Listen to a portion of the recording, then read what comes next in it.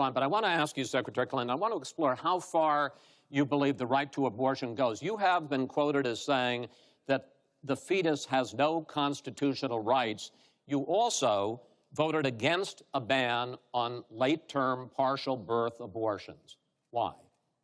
Because Roe v. Wade very clearly sets out that there can be regulations on abortion so long as the life and the health of the mother are taken into account.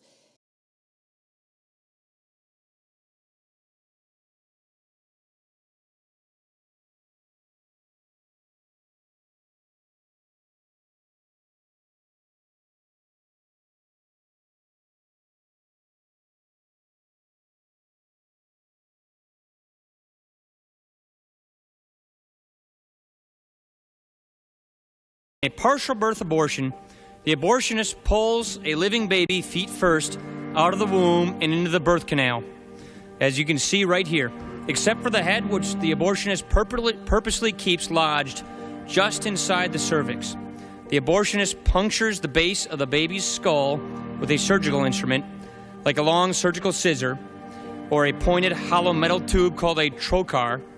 Then he inserts the catheter into the wound and removes the baby's brain with a powerful suction machine. This causes the skull to collapse, after which the abortionist completes the delivery of the now dead baby.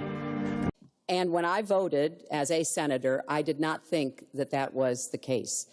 The kinds of cases that fall at the end of pregnancy are often the most heartbreaking, painful decisions for families to make. I have met with women who, toward the end of their pregnancy, get the worst news one could get, that their health is in jeopardy if they continue to carry to term, or that something terrible has happened or just been discovered about the pregnancy. I do not think the United States government should be stepping in and making those most personal of decisions. So you can regulate, if you are doing so, with the life and the health of the mother taken into account. Mr. Trump, your reaction, and particularly on this issue of late-term partial birth abortion. I think it's terrible. If you go with what Hillary is saying, in the 9th month, you can take the baby and rip the baby out of the womb of the mother just prior to the birth of the baby.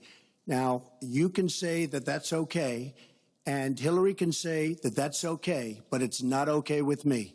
Because based on what she's saying and based on where she's going and where she's been, you can take the baby and rip the baby out of the womb in the 9th month on the final day. And that's not acceptable. Well, that is not what happens in these cases. And using that kind of scare rhetoric is just terribly unfortunate. You should meet with some of the women that I've met with, women I've known over the course of my life. This is one of the worst possible choices that any woman and her family has to make. And I do not believe the government should be making it. You know, I've had the great honor of traveling across the world on behalf of our country. I've been to countries where governments either forced women to have abortions like they used to do in China, or forced women to bear children like they used to do in Romania. And I can tell you the government has no business in the decisions that women make with their families in accordance with their faith, with medical advice, and I will stand up for that right. All right.